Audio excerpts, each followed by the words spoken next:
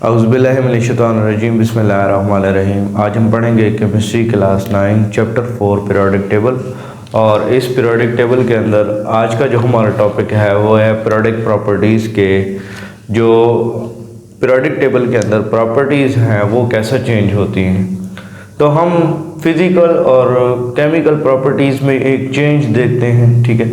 जब हम left to right move करते हैं, यानी लेफ़्ट टू राइट का मतलब है कि हम जब पीरियड में मूव करते हैं ना, पीरियड में, तो हमारे पास ये जो प्रॉपर्टीज़ हैं, ये दोनों केमिकल और फिज़िकल प्रॉपर्टीज़ ये चेंज होती हैं, ठीक है। उसके बाद इसकी चेंज की वजह क्या है? इलेक्ट्रॉनिक कन्फिगरेशन, बड़ी वजह। फिर उसके बाद साइज़ ऑफ एटम जो है वो इसकी बड़ी वजह है। फिर उसके बाद जो एलिमेंट्स हैं, ठीक है, जिनकी केमिकल प्रॉपर्टीज़ क्या हैं वो सेम हैं और उनकी केमिकल प्रॉपर्टी सेम होने की वजह क्या होगी? वैलेंस शेल इलेक्ट्रॉनिक कन्फिगरेशन, और उनको हमने सेम ग्रुप में रखा हुआ है। जितने भी जैसे ग्रुप 1 है, ठीक है, हमारे पास है group 1 lithium, sodium, potassium, rubidium, caesium. ये हमारे पास क्या करते हैं? इनके वैलेंस शेल में एक ही इलेक्ट्रॉन होता है, तो ये एक ही इलेक्ट्रॉन लूज़ करके क्या करते हैं? +1, यानी ये +1 की ऑक्सीडेशन स्टेट जो है वो शो करते हैं। ये भी एक इलेक्ट्रॉन लूज़ करता है, ठीक है। इसी तरीके से दूसरे ग्रुप की बात करें तो दूसरे ग्रुप में हमारे पास कौन सा है? बेरिलियम है, मैग्नीशियम है, कैल्शियम है, स्ट्रोंशियम है। इसी तरीके ये क्या करता है? 2 इलेक्ट्रॉन लूज़ करता है तो बेरिलियम +2 में चला जाता है। तो इस ग्रुप की जो हमारे पास ऑक्सीडेशन स्टेट है वो क्या है? +2। अब ये जो ऑक्सीडेशन स्टेट +1 और +2 है, ये बेसिकली इनकी केमिकल प्रॉपर्टी में आ जाता है। तो केमिकल प्रॉपर्टी, क्योंकि वैलेंस शेल में इलेक्ट्रॉन इसमें 1 है तो सारे +1 की ऑक्सीडेशन स्टेट शो कर रहे हैं, इसमें +2 है तो सारे ऑक्सीडेशन स्टेट +2 की शो कर रहे हैं। तो मतलब वैलेंस शेल इलेक्ट्रॉनिक कन्फिगरेशन जो है वो केमिकल प्रॉपर्टीज़ को जो है वो देखता है। अब केमिकल प्रॉपर्टीज़ को देखा जाए तो वो किसके ऊपर डिपेंड करती है? वैलेंस शेल की इलेक्ट्रॉनिक कन्फिगरेशन कैसी है, केमिकल प्रॉपर्टी उसके ऊपर डिपेंड करेगी। और फिजिकल प्रॉपर्टी जो है वो साइज़ ऑफ एटम के ऊपर डिपेंड करती है। साइज़ ऑफ एटम जो है वो जितना वेरी करेगा उतना फिजिकल प्रॉपर्टीज़ जो है वो वेरी करेंगी। अब आ जाते हैं एक पीरियोडिक प्रॉपर्टीज़ के अंदर पहला जो टॉपिक है वो शील्डिंग इफेक्ट का है। शील्डिंग इफेक्ट क्या होता है? शील्डिंग इफेक्ट कहते हैं कि हमारे पास ना वैलेंस शेल में इलेक्ट्रॉन्स हैं और न्यूक्लियस है। न्यूक्लियस में प्रोटॉन्स वैलेंस शेल के इलेक्ट्रॉन्स को अट्रैक्ट कर रहा होता है। जो बीच वाले इलेक्ट्रॉन्स होते हैं ना, ये इस फोर्स ऑफ अट्रैक्शन को कम कर देते हैं। किसके लिए? वैलेंस शेल के इलेक्ट्रॉन्स के लिए। यानी हमारे पास फॉर एग्जांपल ये न्यूक्लियस है, ठीक है, ये इसका पहला शेल, ये इसका दूसरा शेल, ये इसका तीसरा शेल, ठीक हो गया। तो पहले शेल में 2 इलेक्ट्रॉन हैं, दूसरे शेल में भी कुछ इलेक्ट्रॉन्स हैं, ठीक है, ये थोड़े मैंने ज़्यादा बना दिए, इसमें 1 इलेक्ट्रॉन है। अब ये फोर्स ऑफ अट्रैक्शन होगी ना इसके लिए, ये जो फोर्स ऑफ अट्रैक्शन होगी इसके लिए, ये बीच वाले इलेक्ट्रॉन इस फोर्स ऑफ अट्रैक्शन को क्या कर देंगे? कम कर देंगे। ये फोर्स ऑफ अट्रैक्शन कम हो जाएगी। और इस फोर्स ऑफ अट्रैक्शन की कमी की वजह क्या है? इनर शेल इलेक्ट्रॉन्स, ये न्यूक्लियस को शील्ड कर लेते हैं, यानी कवर कर लेते हैं। उसकी फोर्स ऑफ अट्रैक्शन को वैलेंस शेल तक नहीं पहुंचने देते। जिस ताकत से वो पहुंचनी चाहिए उस ताकत से नहीं पहुंचती। तो इसका मतलब हम कह सकते हैं कि जो न्यूक्लियर अट्रैक्शन है उसको कम कर देते हैं वैलेंस शेल के इलेक्ट्रॉन्स के लिए। कौन से इलेक्ट्रॉन्स? बीच वाले जो इलेक्ट्रॉन्स होते हैं। तो इसका मतलब है कि बीच वाले इलेक्ट्रॉन्स की वजह से ये इफेक्ट है। तो बीच वाले इलेक्ट्रॉन्स के बढ़ने या कम होने से ये इफेक्ट बढ़ेगा या कम होगा।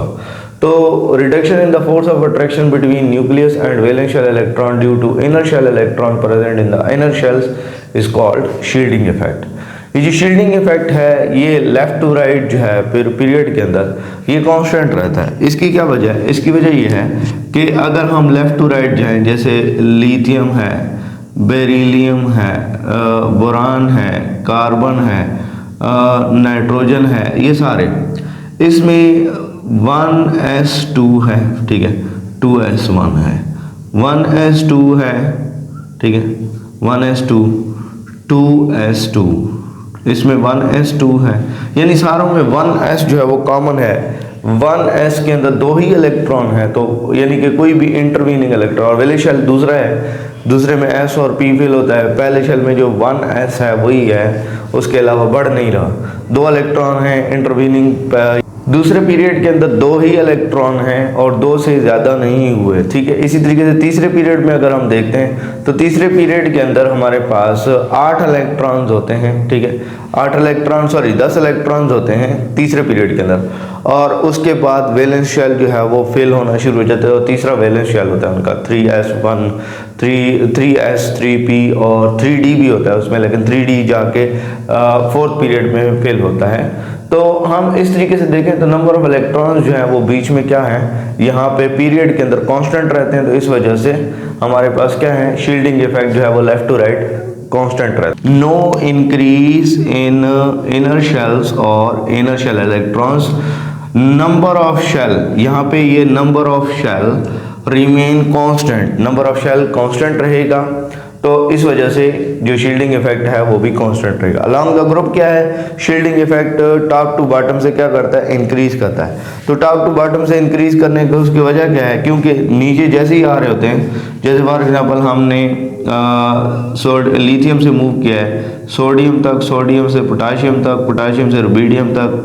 रुबिडियम से सीजियम तक, इसी तरीके से इसमें इलेक्ट्रॉनिक कन्फिगरेशन है 1s2 2s1, ठीक है। इसी तरीके सोडियम से इसकी 1s2 2s2 2p6 3s1, ठीक है। अब इसमें इलेक्ट्रॉन कितने बढ़ गए हैं, इसमें 2 इलेक्ट्रॉन्स थे शील्डिंग इफेक्ट के लिए, और यहाँ पे कितने हैं, 2 2 4 और 6 10 इलेक्ट्रॉन है इसमें शील्डिंग के लिए।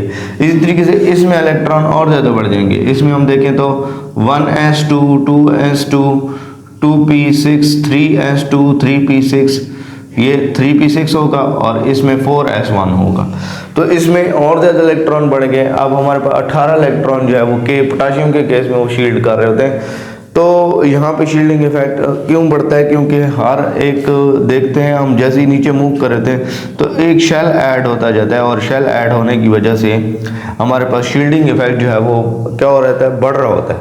क्योंकि इनर इलेक्ट्रॉन ज़्यादा हो रहे होते हैं, तो वैलेंस शेल के इलेक्ट्रॉन्स जो है वो कम फोर्स ऑफ अट्रैक्शन फील करते हैं, तो नंबर ऑफ इनर शेल्स जो है वो इनर शेल इलेक्ट्रॉन्स भी इंक्रीज करेंगे, तो इस वजह से जो कि शील्ड करेंगे न्यूक्लियस को, तो शील्डिंग इफेक्ट क्या हो जाएगा, बढ़ जाएगा। उसके बाद अगर हम आगे बढ़ें तो एटॉमिक साइज है हमारे पास। एटॉमिक साइज ना ये एवरेज डिस्टेंस होता है। फॉर एग्जांपल ये न्यूक्लियस है, ये इसका वैलेंस शेल वाला इलेक्ट्रॉन है या वैलेंस शेल है ये वाला, यहाँ न्यूक्लियस से इसका जो फासला है वैलेंस शेल तक, ये एवरेजली हम मालूम करते हैं, हम एग्जैक्ट मालूम नहीं कर सकते, ये मुख्तलिफ कोवलेंट रेडियाई और उनसे हम अंदाजे लगाते हैं, ठीक है। तो average distance between nucleus and outermost shell, उसको हम एटॉमिक साइज कहते हैं या एटॉमिक रेडियाई भी कह देते हैं, और ये हम पिकोमीटर में नोट करते हैं। एटॉमिक साइज जो है वो जैसे ही आप इंक्रीज करता है जब आप लेफ्ट टू राइट मूव करते हैं पीरियड के अंदर लेफ्ट टू राइट मूव करें तो एटॉमिक साइज क्या करेगा, ये डिक्रीज करेगा। इसके डिक्रीज करने की वजह क्या है, इफेक्टिव न्यूक्लियर चार्ज जो है वो इंक्रीज करता है। इफेक्टिव न्यूक्लियर चार्ज कहते हैं कि हमारे पास जो न्यूक्लियस के अंदर मौजूद प्रोटॉन्स हैं, ठीक है, शील्डिंग इफेक्ट को हटा के जितना फोर्स ऑफ अट्रैक्शन वो वैलेंस शेल के लिए रखते हैं उसको इफेक्टिव न्यूक्लियर चार्ज कहते हैं। तो effective nuclear charge nuclear attraction है वैलेंस शेल इलेक्ट्रॉन्स के लिए, तो वो हमारे पास लेफ्ट टू राइट, क्योंकि नंबर ऑफ प्रोटॉन्स बढ़ रहे होते हैं, उधर से नंबर ऑफ इलेक्ट्रॉन्स बढ़ रहे होते हैं, तो शील्डिंग इफेक्टिव न्यूक्लियर चार्ज जो है वो इंक्रीज करता है, जिसकी वजह से वो इलेक्ट्रॉन्स को और ताकत से खींचता है, तो इलेक्ट्रॉन्स थोड़े थोड़े करीब आना शुरू हो जाते हैं। फिर शील्डिंग इफेक्ट में देखें तो शील्डिंग इफेक्ट कांस्टेंट रहता है, तो शील्डिंग इफेक्ट कांस्टेंट रहने की वजह से इनर शेल इलेक्ट्रॉन्स कांस्टेंट है, तो शील्डिंग इफेक्ट कांस्टेंट है, और इसकी वजह से ये फोर्स ऑफ अट्रैक्शन जो है उसमें कमी नहीं लेके आ रहे। वैलेंस शेल के ऊपर जो फोर्स ऑफ अट्रैक्शन न्यूक्लियस की तरफ से आ रही है उसको कम नहीं करते, तो इस वजह से हम कहते हैं कि, और आउटर मोस्ट शेल जो है वो भी कांस्टेंट रहता है, वो बढ़ता या कम नहीं होता, वही सेम शेल रहता है। तो इस वजह से हमारे पास जो हमें ये साइज है एटॉमिक साइज वो लेफ्ट टू राइट डिक्रीज होता दिखाई देता है, क्योंकि न्यूक्लियस मजीद ताकत से अपने जो इलेक्ट्रॉन्स हैं वैलेंस शेल वाले उनको खींच रहे होते हैं और उसके ऊपर इफेक्टिव न्यूक्लियर फोर्स लगा रहे होते हैं, ठीक है। अच्छा, उसके बाद एटॉमिक साइज जैसे हम टॉप टू बॉटम में आते हैं तो एटॉमिक साइज जो है वो क्या करता है, इंक्रीज करता है जब हम टॉप टू बॉटम ग्रुप में आएंगे। इसकी वजह क्या है, इसकी वजह ये है कि पहली बात तो ये है कि शेल इंक्रीज होता है। शेल जैसे जैसे नीचे आते हैं तो नया शेल ऐड होता जाता है। पहले पीरियड के अंदर पहला जो मेंबर होता है टॉप वाला, हाइड्रोजन की बात करें तो उसमें पहला शेल है, फिर दूसरे में आए तो दूसरा शेल, तीसरा, चौथा, पांचवा, इसी तरीके से शेल जो है वो बढ़ते चले जाते हैं। तो सक्सेसिव एडिशन है, ठीक है, successive increase in the number of shell जब हम टॉप टू बॉटम आएंगे। फिर उसके बाद increase in shielding effect, shielding effect top to bottom बढ़ता है। तो शील्डिंग इफेक्ट बढ़ता है तो क्या होता है, शील्डिंग इफेक्ट के बढ़ने की वजह से जो न्यूक्लियर अट्रैक्शन है जिसको हम इफेक्टिव न्यूक्लियर चार्ज कहते हैं, तो इफेक्टिव न्यूक्लियर अट्रैक्शन जो है वो कम हो जाती है वैलेंस इनर शेल इलेक्ट्रॉन्स की वजह से। वैलेंस इलेक्ट्रॉन्स जो हैं वो इस न्यूक्लियर अट्रैक्शन को फील नहीं कर पाते, तो वो थोड़ा थोड़ा ना एक्सपेंड कर जाते हैं। यानी वो जैसे नॉर्मली उनका फोर्स ऑफ अट्रैक्शन की वजह से उन्हें क्लोज होना था, थोड़ा सा क्लोज तो नहीं होना था बट क्लोज तो होना, थोड़ा बहुत क्लोज होना था, तो वो जो न्यूक्लियर अट्रैक्शन है वो भी कम कर दिया किसने, इनर इलेक्ट्रॉन्स की वजह से। तो इस वजह से भी हमारे पास जो साइज़ है वो इंक्रीज़ करता है, जो एटॉमिक साइज़ है वो टॉप टू बॉटम हम देखते हैं कि इंक्रीज़ करता जाता है। उसके बाद अगर हम आ जाएं तो हमारे पास कंसेप्ट असेसमेंट एक्सरसाइज है 4.4, जिसमें क्वेश्चन पूछा गया है कि वैलेंस शेल इलेक्ट्रॉनिक कॉन्फ़िगरेशन कैसे पता चलती है अगर हम पीरियोडिक टेबल में पोजीशन एल्यूमिनियम की हो और सल्फर वो हम पोजीशन बता दें, तो पोजीशन के एतबार से इलेक्ट्रॉनिक कॉन्फ़िगरेशन कैसे करेंगे।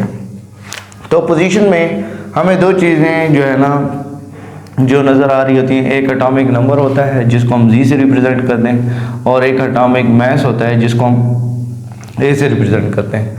तो इसमें तीन चीज़ें होती हैं, ग्रुप होता है, पीरियड होता है, ब्लॉक होता है। तो अगर हम एल्यूमिनियम का देखें तो एल्यूमिनियम का 13 और 3 एक ग्रुप होता है। अगर हम ए वाली ओल्ड कॉन्फ़िगरेशन देखें या ओल्ड हम देखें कि हमारे पास पीरियोडिक टेबल के अंदर जो नंबर है ग्रुप का वो ए से कैटेगराइज किया गया है, और अब वाली जो है उसमें 13 कहा गया, तो इसका 13 ग्रुप होता है। पीरियड का देखें तो पीरियड में हमारे पास इसका थर्ड पीरियड में एल्यूमिनियम होता है। फिर उसके बाद ब्लॉक में देखें तो पी ब्लॉक इसका होता है, ये पी ब्लॉक मेटल है, पी ब्लॉक मेटल है, ठीक हो गया। तो 13 ग्रुप में से यानी ग्रुप में से आपको नंबर ऑफ इलेक्ट्रॉन्स का पता चलता है। तो वो कैसे पता चलेगा, जब आप 13 माइनस 10 करेंगे तो आपके पास 3 आंसर आएगा, और 3 इलेक्ट्रॉन्स ही होते हैं वैलेंस शेल के अंदर। आपने कभी भी कोई भी क्वेश्चन और आ जाए उसमें अगर आपने P block metal P block elements हो, तो पी ब्लॉक एलिमेंट्स के अंदर आपने इलेक्ट्रॉन्स का वैलेंस शेल में ग्रुप से कैसे पता लगाना है, आप उसके ग्रुप नंबर को उसमें से 10 माइनस कर दो, तो 10 माइनस करोगे तो जो आंसर आएगा तो वो उसके नंबर ऑफ इलेक्ट्रॉन्स होंगे वैलेंस शेल के अंदर। तो पीरियड थर्ड जो है, ये पीरियड किस चीज़ की इंफॉर्मेशन देता है, ये शेल की इंफॉर्मेशन देता है। तो ये थर्ड पीरियड है, तो इसका मतलब है इसका थर्ड शेल वैलेंस शेल होगा, लास्ट शेल होगा। फिर उसके बाद ये पी ब्लॉक मेटल है, तो इसका आखिरी electron p in the process of filling होगा, तो इसमें पी में आखिरी इलेक्ट्रॉन आएगा। तो फिर जब हम इसकी इलेक्ट्रॉनिक कॉन्फ़िगरेशन करते हैं तो हमारे पास आती है 1s2 2s2 2p6 3s2 3p1। इसी तरीके से हम सल्फर को देख लेते हैं। तो सल्फर का 32 हमारे पास क्या है, ये हमारे पास है एटॉमिक मास, और ये क्या है, एटॉमिक नंबर। तो इस तरीके से हमें इसमें ग्रुप अगर देखें तो इसका 16 ग्रुप होता है, या हम इसको 6a भी कहते हैं। इसी तरीके से पीरियड इसका कौन सा है, थर्ड पीरियड है। ब्लॉक कौन सा है, पी ब्लॉक मेटल है ये। तो P block element, P block non metal इसको कह सकते हैं, ये P block non metal element है। तो इसका ग्रुप 16 होता है, तो 16 माइनस 10 करेंगे तो 6 आंसर आएगा, और 6 ही इलेक्ट्रॉन होते हैं वैलेंस शेल ऑफ सल्फर के अंदर। इसी तरीके से पीरियड थर्ड है, तो थर्ड पीरियड क्या बताता है, इसका थर्ड शेल वैलेंस शेल है। इसी तरीके से ब्लॉक अगर देखें तो पी ब्लॉक है, और पी के अंदर इसका आखिरी इलेक्ट्रॉन पी के अंदर है, या p in the process of filling है। तो हम इसके इलेक्ट्रॉनिक कॉन्फ़िगरेशन करते हैं 1s2 2s2 2p6 3s2 3p4।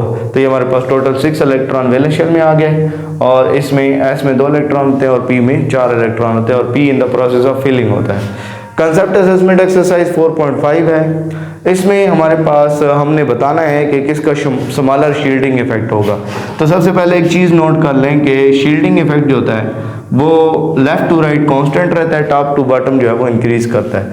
तो फ्लोरीन और क्लोरीन सेम ग्रुप एलिमेंट हैं। सबसे पहली बात तो ये सेम ग्रुप एलिमेंट्स हैं, सेम ग्रुप, ठीक है। सेम ग्रुप इनका कौन सा है, 17 ग्रुप है इनका, ठीक हो गया। तो क्लोरीन जो है वो ग्रुप में नीचे होता है और फ्लोरीन जो है वो ऊपर होता है, यानी टॉप ऑफ द लिस्ट है। Fluorine top of the list है और क्लोरीन उससे सेकंड नंबर पे आता है। तो इसका मतलब है इसमें फ्लोरीन जो है, fluorine has smaller shielding effect, smaller shielding effect than chlorine, इसका पीरियोडिक टेबल में अगर पोजीशन देखें तो क्लोरीन नीचे मौजूद होता है, फ्लोरीन टॉप पे मौजूद होता है। तो फ्लोरीन का शील्डिंग इफेक्ट क्या होगा, कम होगा, और क्लोरीन का जो है वो शील्डिंग इफेक्ट क्या होगा, ज़्यादा होगा। ये सवाल इससे भी आ सकता है कि लार्जर किसका होगा, तो लार्जर भी आप बता सकते हैं क्लोरीन का लार्जर होगा। क्यों, क्योंकि डाउन द ग्रुप जो है वो शील्डिंग इफेक्ट क्या करता है, शील्डिंग इफेक्ट बढ़ता है। तो यहाँ पे अगर हम देखें तो लिथियम और सोडियम का मुवाजना है, तो ये भी सेम ग्रुप हैं, सेम ग्रुप, ठीक है, ये सेम ग्रुप एलिमेंट्स हैं। इसमें अगर हम लिथियम है तो लिथियम ऊपर पड़ा होता है और सोडियम नीचे होता है। तो lithium has smaller shielding effect, shielding effect than sodium, ठीक है। सोडियम से इसका शील्डिंग इफेक्ट क्या होगा, स्मॉलर होगा। इसी तरीके से बोरान और एल्यूमिनियम के देखें तो ये भी सेम ग्रुप हैं, सेम ग्रुप, ठीक है। बोरान टॉप पे होता है और एल्यूमिनियम नीचे होता है। तो हम इसमें बता सकते हैं कि boron has smaller shielding effect, smaller shielding effect then aluminium, aluminium से बोरान का जो शील्डिंग इफेक्ट क्या होगा वो कम होगा। इस तरीके से कॉन्सेप्ट असेसमेंट एक्सरसाइज 4.6 है। तो 4.6 में हमने बताना है कि एटॉमिक साइज किसका जो है वो स्मॉलर होगा। लार्जर भी पूछ सकता है, स्मॉलर भी पूछ सकता है। और एटॉमिक साइज का ये है कि लेफ्ट टू राइट जो है वो एटॉमिक साइज क्या होता है, कम होता है, टॉप टू बॉटम जो एटॉमिक साइज है वो बढ़ता है।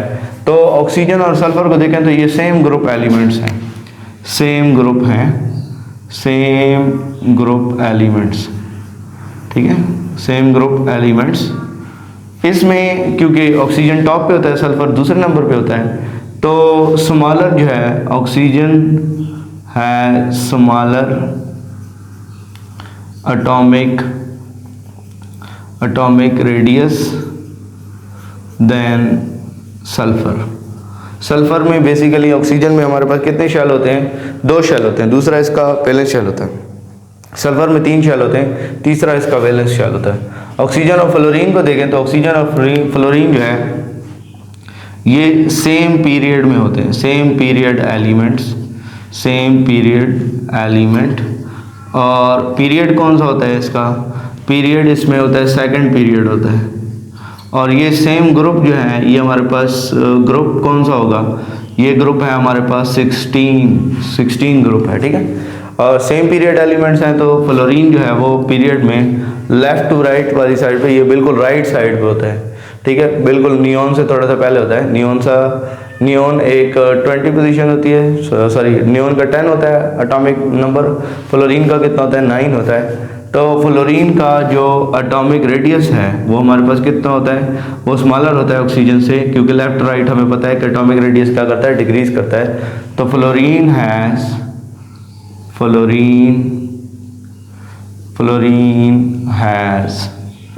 स्मॉलर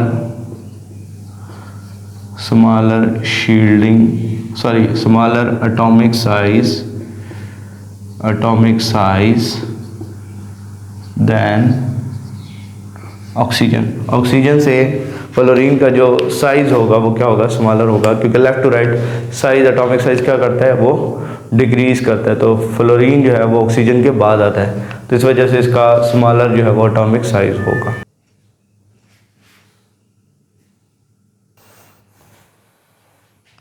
अगर आप इस चैनल पे नए आए हैं तो इस चैनल को सब्सक्राइब करें, वीडियो को लाइक करें, शेयर करें, कमेंट करें, अपने क्वेश्चंस कमेंट में लिखें। जो भी आपका क्वेश्चन है तो वो आप कमेंट में लिख के पूछ सकते हैं। Thank you so much.